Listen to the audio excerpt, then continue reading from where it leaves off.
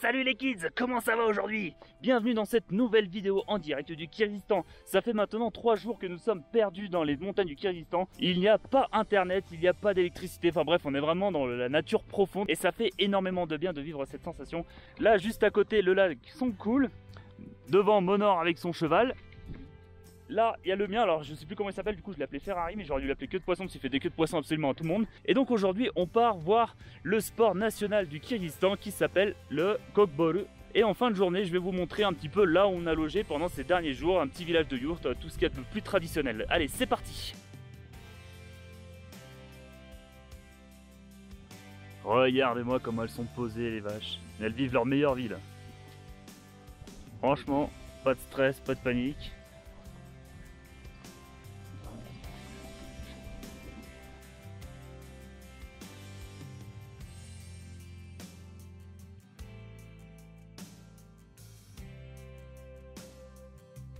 Encore quelques minutes à attendre. Hop là, je fais mon meilleur trot. Salut. Voilà. Alors ça, c'est ce qui se passe depuis le début du voyage. C'est que mon cheval, c'est un leader. Donc il passe toujours devant. Et ouais, dans quelques minutes, on arrive au Kokboru. Voilà. Ça va vous derrière? Ça va l'ouvre nous quand même. Oh, je prends la tête là. Attention. Hein. Nous voilà donc arrivés sur le terrain du Kokboru. Comme je le disais, le Kokboru, c'est le sport national du Kyrgyzstan. Alors pour résumer ce sport, j'ai pas trop compris les règles, mais en gros, il y a 2 équipes de 12 cavaliers. Et alors au milieu, c'est un petit peu macabre, mais il y a une carcasse de chèvre qui pèse à peu près 35 kg. Et le but du jeu, c'est que le cavalier doit se pencher, récupérer la carcasse pour la foutre dans le panier adverse, qui est là-bas. Et alors si vous voulez mon avis là-dessus, je trouve ça vraiment très barbare, hein, très macabre. Et alors le guide nous a proposé hier d'aller voir un match. Donc là c'est un match complètement amateur parce que d'habitude ça se joue dans des terrains, c'est vraiment full gradin, enfin bref. Et moi je trouve, au début j'étais pas très chaud, on va pas se mentir. Mais après comme je disais, ça fait partie du pays, ça fait partie de la culture et ça fait partie des choses à découvrir. Voilà, donc là vous pouvez voir la première équipe, la deuxième équipe qui est là-bas et la chef qui est au milieu. Et alors, on va pas se mentir, aujourd'hui je suis vraiment pas en forme, je tiens debout, je sais même pas comment. Alors hier, les Kirks dans nos yourtes, ils nous ont offert, en signe de gratitude, un bol de lait de jument fermenté. Alors, c'est des petites choses comme ça qui se refusent pas, vous voyez, on vous accueille chez vous, c'est la tradition, faut boire ça. Et alors, ce qu'elle nous disait, la nana, c'est qu'en fait, les estomacs européens ne sont pas habitués à boire du lait de jument fermenté. Et ben effectivement, moi depuis hier, là dans mon ventre, ça c'est sur le point d'exploser. Donc voilà, je suis vraiment pas en forme. On a fait, je sais plus, 20-25 heures de cheval. Là, on en demande encore tout le chemin retour qui va faire 100 km à cheval quasiment sur les 4 jours. Avec l'estomac que j'ai, ça va être très compliqué demain.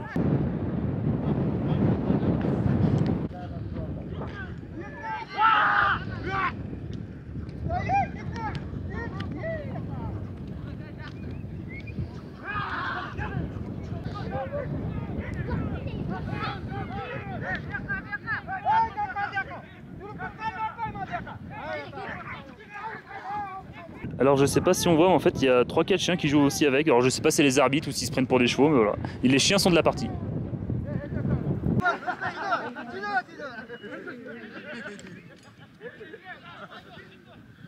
Alors ce que j'oublie de préciser, c'est que dans ce sport, c'est un petit peu comme le hockey sur glace ou le football américain. C'est un sport très violent et quasiment tous les coups sont permis pour récupérer la chèvre. Des fois on voit les cavaliers qui se rendent dedans, ça se donne des petits coups de pied. Enfin voilà, c'est vraiment, faut être accroché. Ça y est, le match est terminé. Là on va récupérer nos chevaux, on a à peu près encore 2 heures de route et après je vous emmène visiter notre petit camp de yourte. Et là le match, franchement, réaction à chaud sans langue de bois, c'est vraiment intéressant à voir, de voir les gens qui sont ambiancés, etc. Et par contre pour la chèvre, honnêtement il faut le savoir que c'est une chèvre parce que nous on voyait juste un petit truc noir en fait au loin, avec la poussière et tout ça, en fait on la voyait même pas beaucoup, donc du coup voilà, c'est pas trop horrible à voir en fait, on va dire.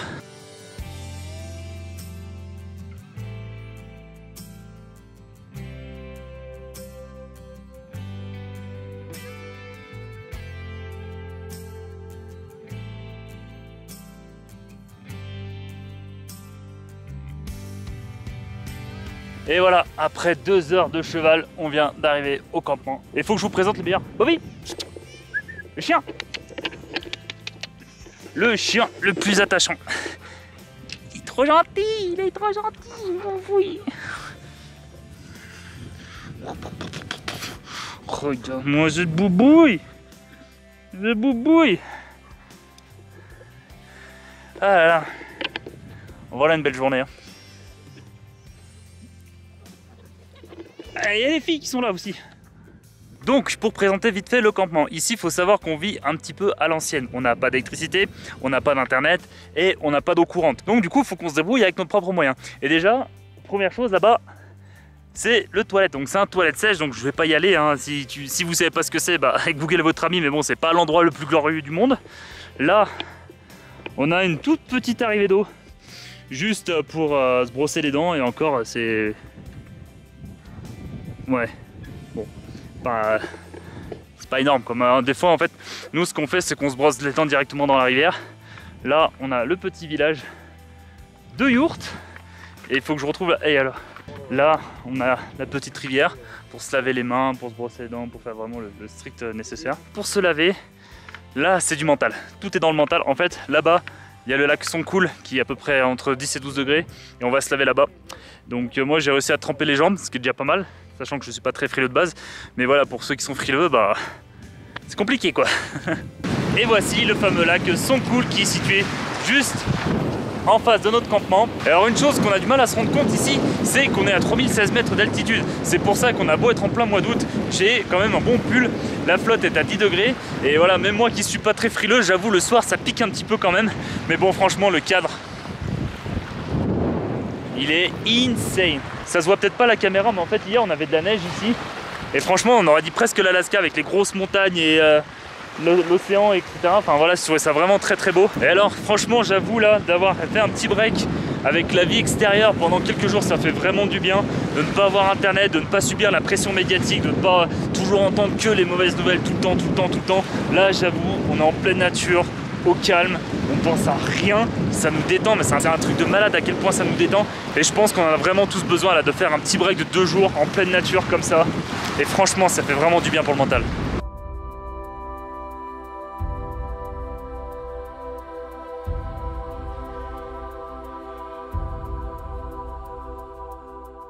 Alors le départ il est demain matin à 8 h, on quitte le camp pour retourner à la civilisation. Et je laisse derrière moi ce magnifique paysage. Ça me fait un petit quelque chose on va dire. En plus on s'est vachement attaché avec les gens, même si la communication c'est vraiment très compliqué, on va pas se mentir. Mais on arrive très bien à se débrouiller avec des mots ultra simples, des fois on fait des petits croquis, enfin bref.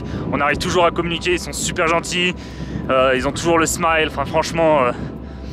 ça va me faire un petit quelque chose de quitter cet endroit, réellement.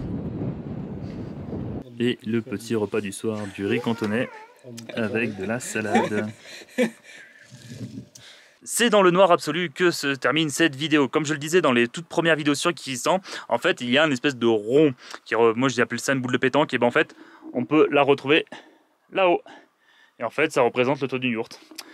Voilà, c'était la petite anecdote. J'espère que cette vidéo courte vous a plu. Alors moi, comme je le disais encore une fois aujourd'hui, j'étais vraiment tout patraque. La fatigue, les courbatures, le lait qui est mal passé. Donc du coup voilà, c'était une vidéo un petit peu courte quoi. En attendant, comme d'habitude, mettez les likes, les commentaires, n'hésitez pas à vous abonner et on se donne rendez-vous à la prochaine. Salut!